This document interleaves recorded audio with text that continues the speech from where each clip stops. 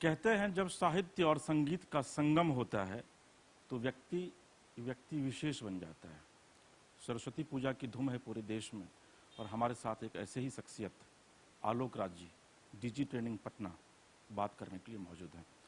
आलोक जी, सबसे पहले तो आपका बहुत स्वागत है। जो सबसे एक महत्वपूर्ण बात है आलोक जी कि अमूमन सरस्वती पूजा के समय लोग पूरी तैयारी में लगे रहते हैं और लोगों के मन में ये रहता है कि सरस्वती की उपासना कैसे करें, चाहे वो छात्र हों या फिर विद्वतजन हों, क्योंकि सरस्वती उनकी देवी मानी जाती है। आलोक जी सरस्वती पूजा को कैसे देखते हैं? सबसे पहले तो मैं सभी दर्शकों को अभिवादन करता हूं। आपने सही कहा, आज मैं जो कुछ भी हूं उसमें मां सरस्वती का आशीर्वाद है। छात्र हो, शिक्षक हो, कलाकार हो, साहित्यकार हो, ऐसे सभी लोग जो ज्ञान की पूजा करते हैं और आज के समय में पूरे समाज में शायद ही कोई अज्ञानी होगा। तो आज के परिप्रेक्ष्य में सभी मां सरस्वती के उपासक हैं, क्योंकि मां सरस्वती मां वीणा पानी ज्ञान की देवी है, कला की देवी है, साहित्य की देवी है।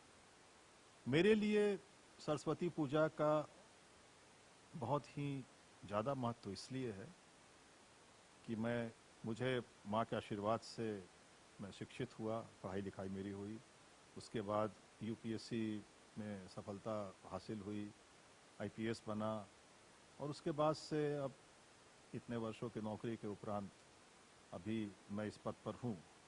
लेकिन साथ साथ मैंने माँ वीणा पानी की आशीर्वाद से, कृपा से मैंने साहित्य और संगीत में एक पुल बनाने का काम किया और इस दृष्टिकोण से मेरा ये मानना है व्यक्तिगत रूप से कि मेरे ऊपर माता वीणा पानी की असीम कृपा रही है।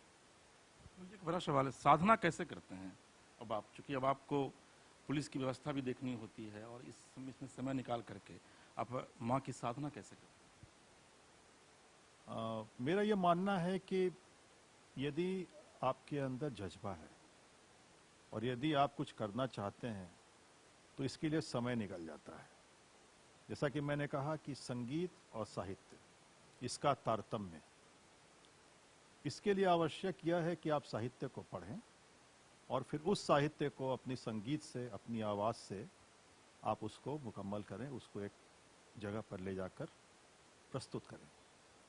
मैं पुलिस की नौकरी के साथ साथ प्रतिदिन रियाज के लिए समय निकाल लेता हूँ। सुबह हो या ऑफिस के बाद शाम हो, हारमोनियम पर ज़रूर बैठता हूँ, तानपुरा पर ज़रूर बैठता हूँ और शायद इस रियाज के कारण ही मुझे यहाँ ये जो सफलता मिली या जिस मुकाम पे मैं पहुँचा हूँ। मुझे लगता है कि कोई भी जज्बा आपके अंदर हो, कोई भी पैशन यदि आपके अंदर है, चाहे वो साहित्य हो, चाहे वो संगीत हो, चाहे वो खेल हो, चाहे वो फोटोग्राफी हो, चाहे वो चित्रकारी हो, कुछ भी हो, आप उस जज्बे को हासिल करने की कोशिश करें, उसके लिए टाइम मैनेजमेंट करें। इससे आप तनाव से भी दूर रहेंगे और आपके अंदर जो क्रिएटिविटी है, जो आपके अंदर जो मौलिकता है, वह बरकरार रहेगी। साहित्य और संगीत से जुड़ने का मेरा एक कारण यह भी था कि मैं पुलिस ऑफिसर हूँ। मेरा ये मानना है कि यदि इंसान अच्छा साहित्य को पढ़ेगा, अच्छी कविता पढ़ेगा, अच्छा गद्य पढ़ेगा, तो एक अच्छा इंसान बनेगा और अच्छा इंसान यदि वो बनेगा तो फिर वो अपराध से दूर रहेगा।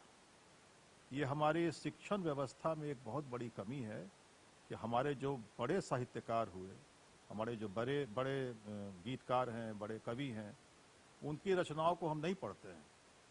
यदि हम दिनकर को पढ़ेंगे तो हम निश्चित तौर पे समाज में प्रगति की बात करेंगे। यदि हम प्रेमचंद को पढ़ेंगे तो हम समाज के दर्पण को समझेंगे। इसी प्रकार से मैंने हिंदी साहित्य को जो गीतों से मैंने जोड़ने का जो मेरा काम था, मैंने सबसे पहले तो साईं बाबा का एक भजन एल्बम किया जो टी सीरीज ने रिलीज़ किया। क्योंकि मैं बाबा का भक्त हूँ तो मुझे लगा कि बाबा के आशीर्वाद से आगे बढ़ना चाहिए।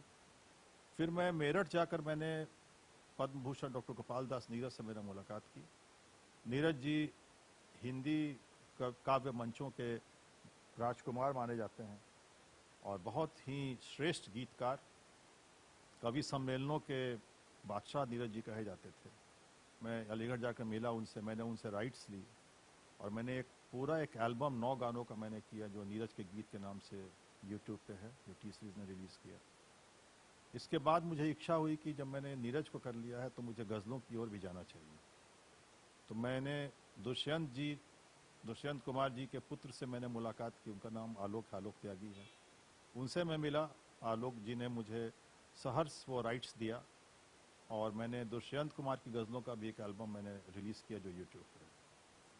इसके बाद मैंने श्रद्धेय भारत रत्न अटल बिहारी वाजपेयी जी की कविताओं को मैंने पढ़ा, तो मुझे लगा कि वाजपेयी जी एक राजनेता की तरह तो वाजपेयी जी को सभी जानते हैं, लेकिन अटल जी एक कवि के रूप में यदि इनकी रचनाओं को हम पढ़ेंगे तो निश्चित तौर पे हमें सभी प्रकार की कठिनाइयों से जूझने की प्रेरणा मिलेगी। और 2020 में जब कोरोना बिल्कुल प्रचंड था, कोरोना का पहला वेव, तो मैंने आपको एक वाक्य याद होगा जब आदरणीय प्रधानमंत्री जी ने एक दीप जलाने का एक कार्यक्रम किया था मई में, तो मैंने ये कहीं पढ़ा कि ये दीप जलाने वाली जो प्रेरणा है ये अटल जी की कविता से मिली, आओ फिर से दिया जलाएं। और मैंने तब उस कविता को मैंने गाकर यूट्यूब पे डाला, आओ फिर से दिया जलाएं। और अभी 25 दिसंबर को जब अटल जी की जन्मदिन था अटल जी का, तो मैंने एक और गाना जो उनकी एक और ही बहुत ही लोकप्रिय कविता है, बेनकाब चेहरे हैं, मैंने इसको गाकर मैंने फिर अपने फेसबुक पे डाला। तो यदि आप अटल जी की कविताओं को पढ़ेंगे, बाधाएं आती हैं आए, तो आपको आगे बढ़ने की प्रेरणा मिलेगी। चुनौतियां तो इंसान के समक्ष आती रहती हैं, कोई भी प्रोफेशन हो, कोई भी काम हो। मैं पुलिस में हूँ, मेरी चुनौतियां अलग है, एक शिक्षक के लिए अलग चुनौती है, एक छात्र के लिए अलग चुनौती है, लेकिन चुनौती तो है। पर उस चुनौती से आप कैसे आगे बढ़ेंगे, उससे आप कैसे लड़ेंगे और लड़कर संघर्ष कर आप किस प्रकार उसे पराजित कर सफल होंगे, ये अटल जी की कविताओं से ये शिक्षा हमें मिलती है। एक बहुत ही महत्वपूर्ण जो बात हम लोग कर रहे हैं, क्योंकि कल सरस्वती पूजा है, हम चाहेंगे सर कि जो व्यूअर्स हैं हमारे, वो कम से कम आपकी सरस्वती वंदना को सुन करके वो भी कुछ प्रेरणा लें। देखिए, जहाँ तक सरस्वती वंदना की बात है, तो पंडित सूर्यकांत त्रिपाठी निराला द्वारा रचित सरस्वती वंदना तो सर्वश्रेष्ठ है, और उसको गाने के लिए भी आपको बहुत ही उच्च स्तर की संगीत की ट्रेनिंग होनी चाहिए।